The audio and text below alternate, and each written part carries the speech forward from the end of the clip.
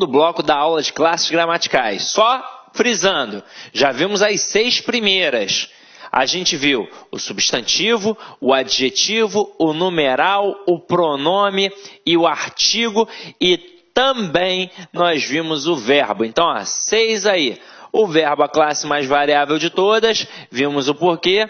As outras 5, o substantivo no meio mandando e as outras 4 na periferia só obedecendo. Portanto, numeral, adjetivo, artigo e pronome obedecem ao substantivo. Beleza. Agora a gente vai para as 4 invariáveis. E, meu companheiro, agora chegou o momento de estudar principalmente o conceito de cada classe gramatical. Então acompanha aqui comigo, ó. Nós temos as 4: preposição, interjeição, conjunção e advérbio. É muito importante saber para que serve cada classe. A primeira aqui, ó, a gente tem uma preposição. Para que serve a preposição? Serve para ligar palavras. Quaisquer palavras. Esta é a função da preposição.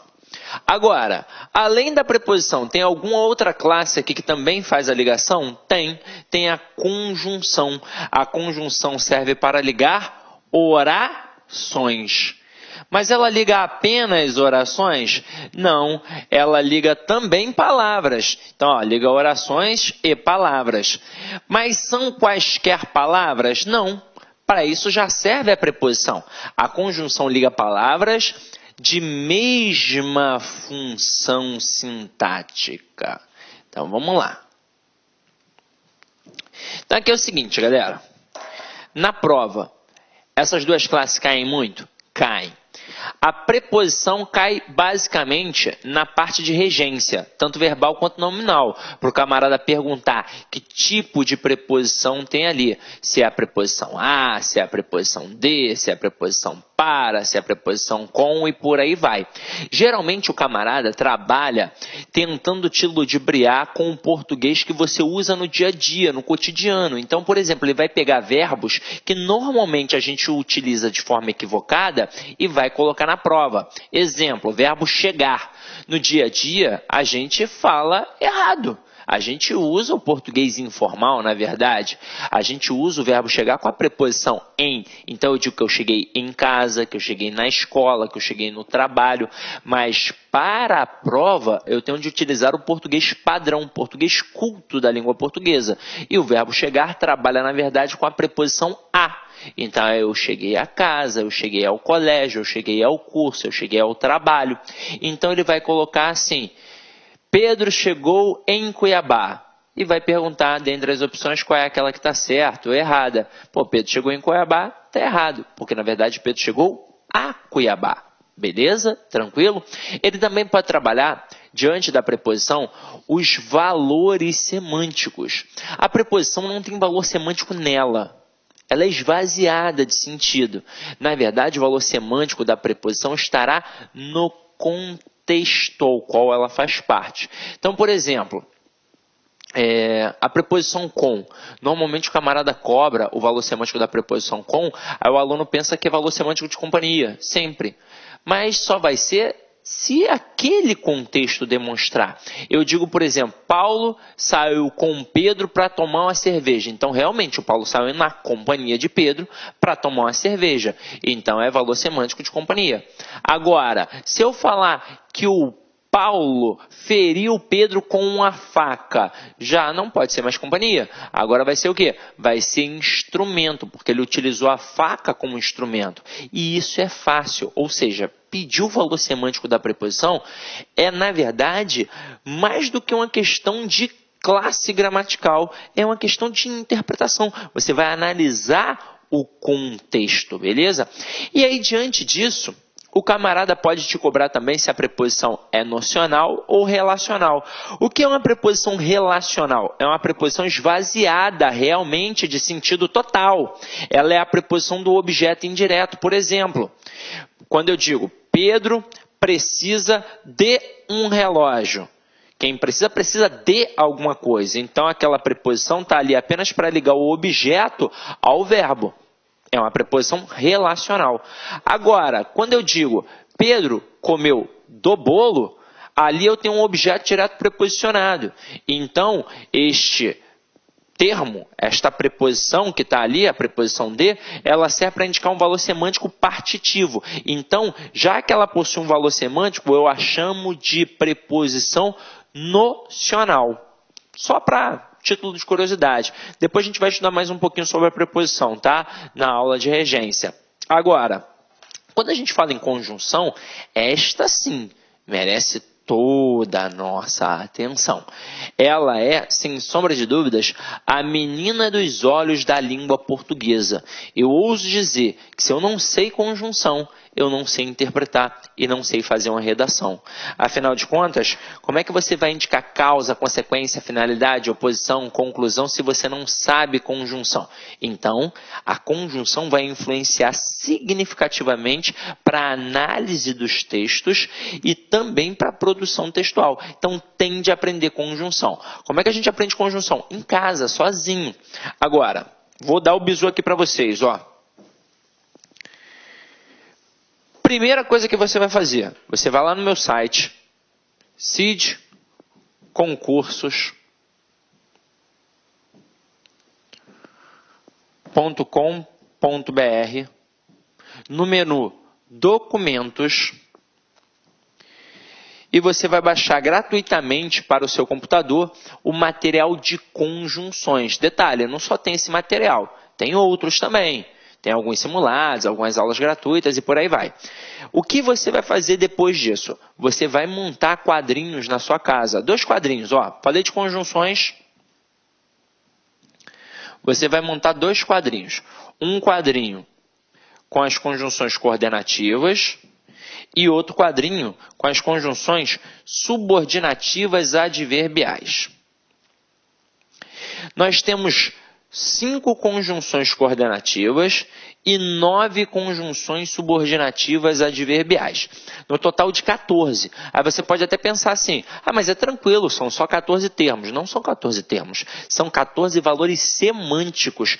Pega a adversativa, por exemplo, eu tenho mais, porém, todavia, entretanto, contudo, no entanto, e por aí vai. Então eu estou falando de basicamente quase 100 elementos. Ninguém grava quase 100 elementos de uma hora para outra. Então o que você vai fazer? Você vai pegar o material de conjunções que tem lá no site e eu botei assim tintim por tintim. Botei a conjunção, por exemplo, conjunção aditiva, indica acréscimo, soma, adição, principais conjunções, e, nem, mas também, como também, e exemplos. Então eu fiz isso para você ter um material de qualidade sem se preocupar, será que aquele material da internet é válido? Será que aquele livro para concurso público é válido? Então já coloquei o material para vocês. Aí vocês vão copiar as 5 conjunções, tem que copiar, tá? Não é imprimir e colar não adianta. Na hora que você copia, está mais do que provado que na hora que você anota, o processo de aquisição do conhecimento está automaticamente ligado, diretamente ligado ao processo de escrita. Então já copiou ali, já anotou, já transcreveu, isso já vai te auxiliar para poder gravar. Depois o que você vai fazer? Você vai pegar esta folha de cartolina e vai colar num local que você visualize sempre. No quarto, na sala, na cozinha, no teto do banheiro, não sei. Cid, mas isso é coisa de maluco. Coisa de maluco é não passar na prova. Você tem de fazer isso pelo menos até a época da prova. Até mesmo porque isso aqui é a base da argumentação.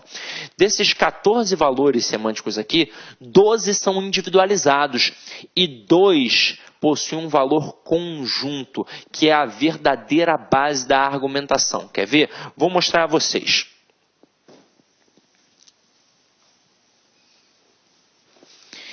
Isso aqui que eu vou mostrar, você deve visualizar sempre, porque é muito importante, é a base da oposição. Dentro da oposição, você tem a conjunção adversativa e você tem a conjunção concessiva. Lembrando que a adversativa é coordenada e a concessiva é subordinativa adverbial. Se as duas indicam oposição, alguma diferença tem de ter entre elas. A concessiva, ela serve para enfatizar e a concessiva, ela serve para minimizar. Aí você vai falar, Cid, não estou entendendo nada até agora. Então vamos lá, ó. Se serve para enfatizar, serve para deixar o argumento forte. Se serve para minimizar, serve para deixar o argumento fraco. Vou fazer duas pequenas analogias aqui com vocês para que vocês possam entender. Uma na base da brincadeira e outra mais séria. Então vamos lá. Anotou aí? Eu vou colocar aqui os exemplos, tá? Primeiro exemplo é na base da brincadeira. Imagina você que está em casa, solteira, sofrendo, querendo um namorado, já colocou o Santo Antônio de cabeça para baixo e não arrumou nada. Aí eu falo, ó, eu tenho a solução dos teus problemas. Eu tenho um amigo para te apresentar. Aí na hora, é óbvio, você vai falar assim para mim, poxa, Cid, mas como é que ele é? Você vai querer saber como é que o cara é. Ou você vai vir com aquele papinho, aquela conversa fiada. Não, agora eu sou concurseira, não quero não. Mentira. É porque não está chovendo na tua horta. Porque se estivesse chovendo, você não ia vir com esse papo. Então vamos lá. Falei que tem um amigo para te apresentar. Aí você vai querer saber como é que o cara é. Se ele é bonito, se não é, coisa e tal. Se eu falar que o cara tem o corpinho do Brad Pitt em Troia e o rostinho do Reinaldo Gianecchini, você vai falar, opa, eu quero agora. Mas meu amigo, infelizmente, não é assim. O meu amigo, ele é feio. Aí você vai falar, pô, assim, eu já estou solteira porque eu estou escolhendo, né? Eu não quero um cara feio. Vou continuar a frase. Ele é feio, mas é rico. E agora ficou ou não ficou interessante? Você pode até falar assim para mim, ah, Cid, mas eu não sou interesseira. Mas há de concordar comigo que é melhor um feio rico que um feio pobre, não é? E aí se liga só aqui agora. Como eu coloquei o mais é uma conjunção adversativa. Ela serve para enfatizar um argumento. Consequentemente, se eu enfatizo este argumento, eu minimizo o outro. Então não importa que ele é feio, importa que ele é rico e você vai pegar. Agora, eu poderia colocar assim, ó, ele é rico, mas é feio. Eu continuei utilizando uma conjunção adversativa. As duas frases indicam oposição, as duas frases têm adversativas.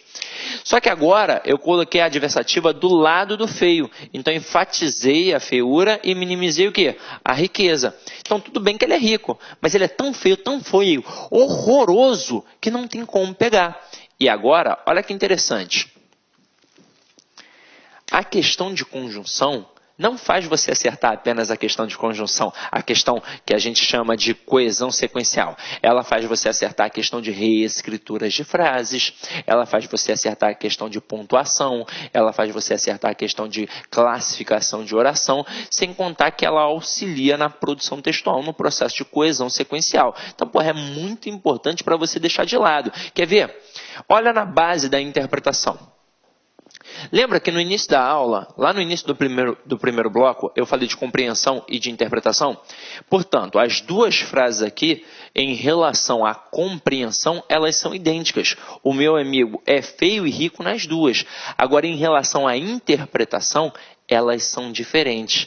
E como é que você consegue perceber isso? Com o teu conhecimento de mundo. Detalhe, não é um conhecimento de mundo muito vasto, é um conhecimento de mundo especificamente gramatical. Foi a conjunção que permitiu você saber isso. Em todo ato de fala, em todo ato de comunicação, sempre tem duas coisas, emissor e receptor. Então, sou emissor, você, menina que está aí em casa agora, você é receptora. Se eu falar que o meu amigo é feio, mas é rico, eu estou argumentando em prol do meu amigo. Eu estou tentando convencer você de ficar com o meu amigo. Agora, quando eu digo que o meu amigo é rico, mas é feio, eu estou argumentando contra o meu amigo. Eu estou tentando convencer você de não ficar com o meu amigo. Agora, pega na base da seriedade, para a gente saber se a mídia, se o jornal manipula ou não manipula a gente. Eu só preciso saber isso aqui. É isso aqui que a mídia utiliza. Então, se o jornal for contra o governo, ele não vai expor as claras. Ele vai fazer de forma velada na língua portuguesa. Se eu domino, eu filtro o que é bom e o que é ruim. Se eu não dominar, eu viro massa de manobra. Então o camarada coloca assim, ó. Os juros caíram, mas os preços continuam altos. Na hora que ele coloca assim, o que fica na cabeça do povo? Que o preço está alto. E aí eu passei o mês inteiro trabalhando, não consigo pagar minhas contas, vou me revoltar. Contra quem? Contra o governo. Então o jornal conseguiu, queria.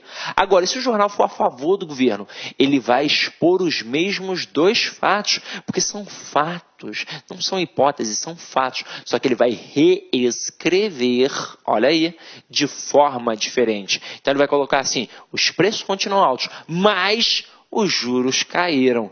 Então é isso que vai ficar na cabeça do povo. Aqui no Rio de Janeiro, então, a galera viu que o juro caiu, vai correr para o Guanabara para poder fazer compra, né? E aí olha a analogia que o povo faz. E agora neste governo eu estou comprando, no governo de fulano de tal eu não comprava. Então passa a apoiar o governo. É isso, gente. Dominar a língua portuguesa é dominar o mundo. E aí é o seguinte, aqui eu só coloquei as adversativas. Vamos colocar aqui uma concessiva. Eu coloco assim, ó.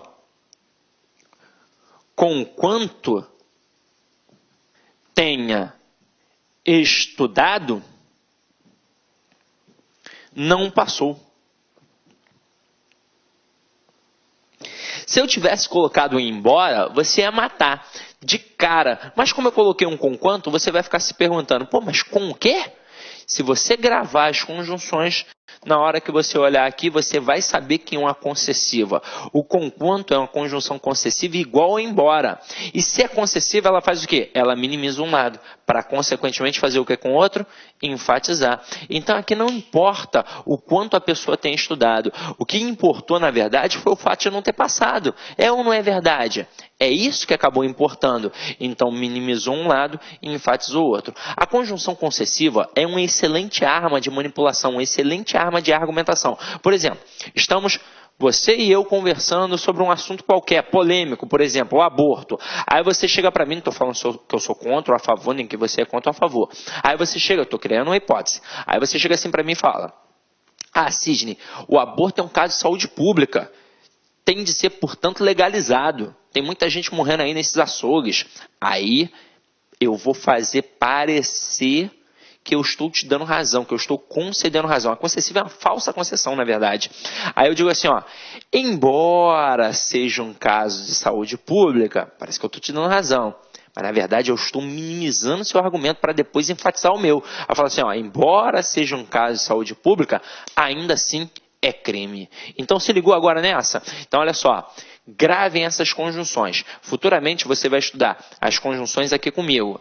Mas se você já estudar antes, se você já preparar o material antes, com certeza você vai tirar de letra. Se você esperar até o dia da aula para poder estudar de novo, você vai capengar. Então é por isso que aqui o site é extremamente importante para vocês, porque tem um sistema pedagógico que faz você estudar todo dia.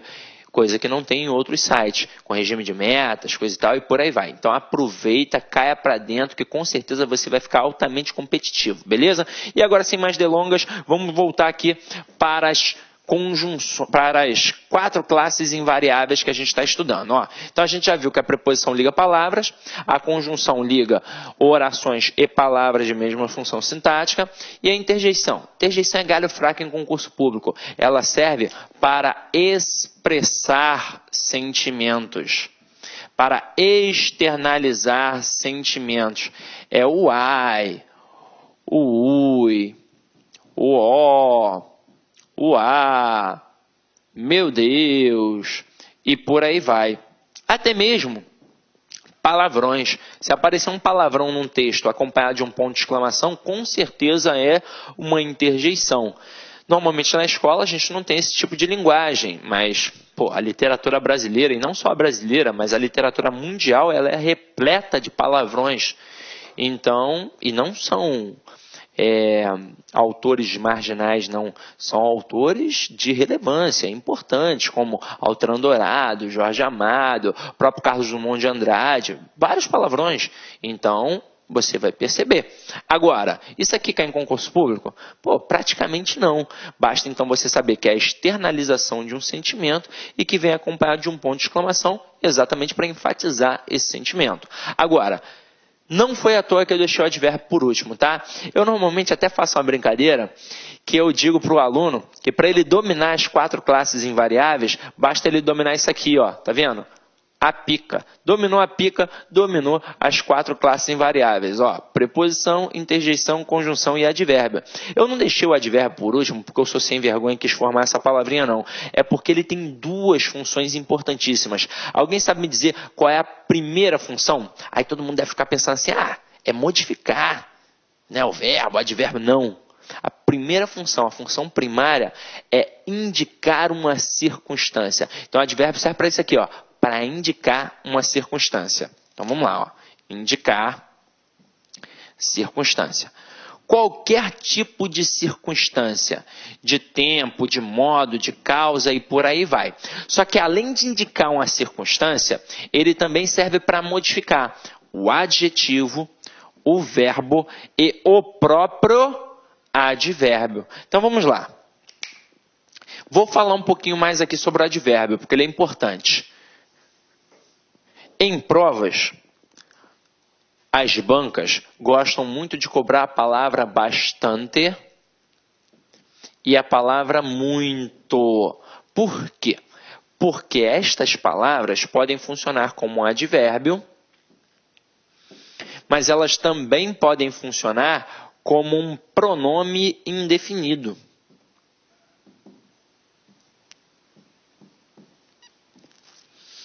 Aí, normalmente, o aluno na primeira etapa vai dar mole, porque ele vai pensar assim, é mole ver a diferença. O advérbio, ele indica intensidade, então matei, um adjunto adverbial é um advérbio de intensidade. Mas é o seguinte, meu companheiro, o pronome, ele também indica intensidade. Então, se você tentar visualizar pela função semântica, você vai se estrepar. Você tem de ver pela relação gramatical. E acompanha comigo. O advérbio, ele é classe invariável, então obrigatoriamente vai ficar no singular.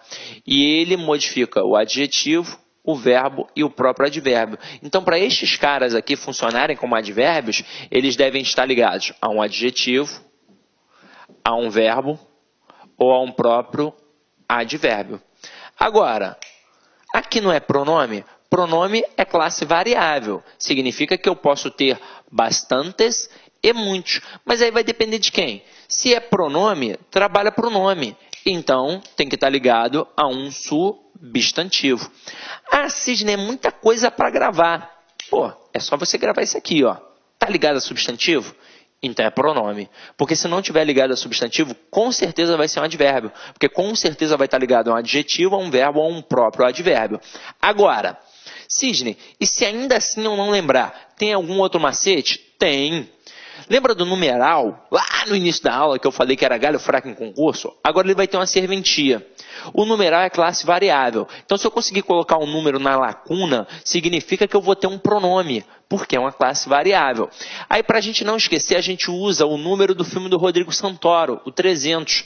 Então, se eu conseguir colocar o número 300, eu tenho um pronome indefinido. Significa que eu posso ter muitos e bastantes.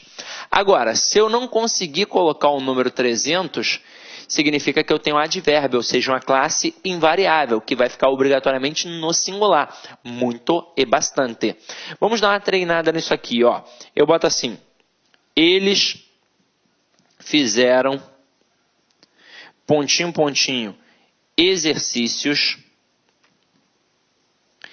e isso os deixou,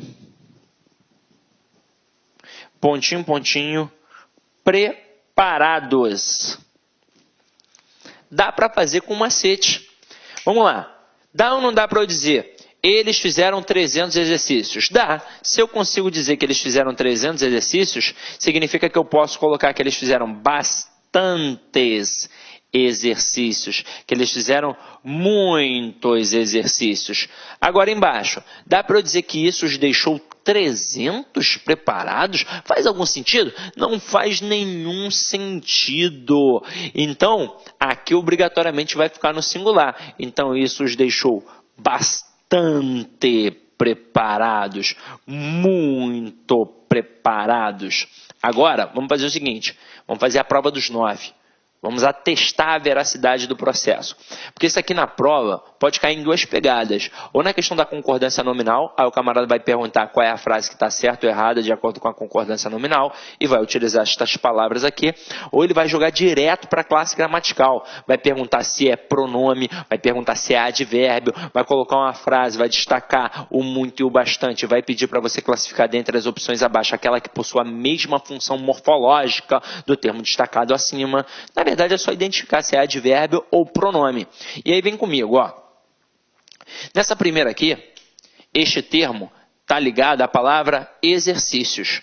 Qual é a classe gramatical da palavra exercícios? É substantivo. Então, se está ligado a um substantivo, aqui eu tenho um pronome indefinido. Agora, quem é que manda? É o substantivo. E o pronome obedece. Então, se o substantivo estivesse no singular, o pronome também ficaria no singular. Este pronome só está no plural porque o substantivo está no plural e é o substantivo que manda, ok? Agora, olha a próxima. Está ligada à palavra preparados. Qual é a classe gramatical da palavra preparados? É um adjetivo. Se está ligado a um adjetivo, a um verbo ou a um próprio advérbio, é porque aqui eu tenho um advérbio. E obrigatoriamente vai ficar no singular. Muito e bastante. Ok? Tranquilo? Então é isso, minha galera. Aqui a gente deu uma matada. Agora eu vou fazer o que com vocês? Eu vou mostrar como tudo isso que a gente acabou de ver agora tem relevância nas análises morfológicas, semânticas e sintáticas. Então tá vendo aqui, ó, Sidney fala alto e Sidney é alto. Nós vamos destacar a palavra alto, que nas duas frases possuem a mesma grafia e a mesma prosódia, a mesma pronúncia, e nós vamos classificá-las morfologicamente, semanticamente e sintaticamente nas duas sentenças. Aí você vai perguntar assim, ué, Sidney, será que é diferente? Claro. Não tem quando você pergunta assim para um professor, ele apresenta uma frase, aí você fala assim, ah, mas e se fosse assim? E se fosse assim, não já é uma construção diferente? Então há uma grande possibilidade da análise ser diferente. Quando a gente pega a palavra alto, a gente sabe que ela pode ter normalmente duas classes gramaticais. Ela pode funcionar ou como adjetivo ou como um advérbio. E quando isso acontece, normalmente é assim mesmo. Uma classe é variável, outra é invariável. Isso é bom para a gente. É só identificar se a classe é variável ou invariável. E aí é o seguinte, pensa naquela parada de gênero e número. Gênero masculino, feminino, número singular e plural. Se a palavra só pode ficar no masculino e só pode ficar no singular, significa que ela é invariável. A partir do momento que eu consigo jogar para o feminino, ou então que eu consiga jogá-la para o plural, ela já é o quê? Variável. E o adjetivo, ele é classe o quê? Variável. E o advérbio, ele é classe o quê? Invariável. Então é só tentar ver na sentença se a palavra varia ou não varia. Então aqui, ó, Sidney fala alto. Vamos modificar. Coloca aí, ó, Sidneia fala. Sidneia fala alto ou Sidneia fala alta? Sidneia fala alto. Então a palavra não modificou. A palavra é invariável. Então aqui morfologicamente eu tenho um advérbio. Agora olha a próxima. Sidney é alto. Coloca Sidneia. Sidneia é alto ou Sidneia é alta? Sidneia é alta. Então aqui agora se liga. A palavra modificou. Se modificou, ela é o quê? Variável. Então, aqui, morfologicamente, é um adjetivo. Tá, mas e aí agora, Sidney? Agora? Agora a gente já fez praticamente tudo. Identificar a classe gramatical é extremamente importante. Vamos lá. O advérbio, ele faz o que semanticamente? Ele indica uma circunstância. Então, aqui está indicando uma circunstância. Que tipo de circunstância a gente tem aqui? A circunstância de modo, porque é o modo como o Sidney fala. O Sidney fala alto. Agora, e o adjetivo semanticamente? O que ele indica? Uma característica. Olá, meus amigos, minhas amigas. Sou o professor Luiz Antônio Carvalho. Estou aqui para fazer um convite muito especial para você que quer ser policial, que quer policial militar do estado do Pará, cargo de soldado. Este concurso PM Pará 2019 está confirmado, acredito eu, para o primeiro semestre de 2019. Então é hora de você estudar com planejamento, com foco, com antecedência, porque essas são as dimensões necessárias para que você seja bem-sucedido bem-sucedido em um concurso público, venha fazer conosco o nosso pré-edital. Esse curso pré-edital é um curso diferenciado, é um curso que nós temos aqui 180 dias de prazo de acesso. Por quê, professor? Porque nós esperamos que esse concurso venha a ser publicado de tal ainda no primeiro semestre. Se tiver com prazo de acesso, você vai receber a atualização do seu curso da PM Pará a custo zero. A custo zero. Pode ter certeza disso, tá? Você pode ter certeza disso, tudo bem? Então tá aí para vocês aí, essa informação aqui para vocês aí. O curso custa apenas 10 parcelas de R$25. Nossos professores aqui não temos professores medianos, são todos professores top de linha. Nós fizemos uma campanha dessa em 2016 muito bem sucedida. Sabe por quê? Porque é o único curso que tem essa ferramenta pedagógica chamada de Personal Coach, que é o estudo em regime de metas. A partir do dia 24, você pode vir no site, pode se matricular, pode hoje, aliás, já tem lá a primeira semana já antecipada. Você pode o quê? Vai estudar em regime de metas, né? Ah, professor, passou do dia 24, perdi aula. Não perde aula, porque todas as aulas são gravadas, editadas e ficam à sua disposição. Bacana, pessoal. Eu espero vocês aqui na Lá Concursos. Um forte abraço, fique com Deus. Tchau, tchau.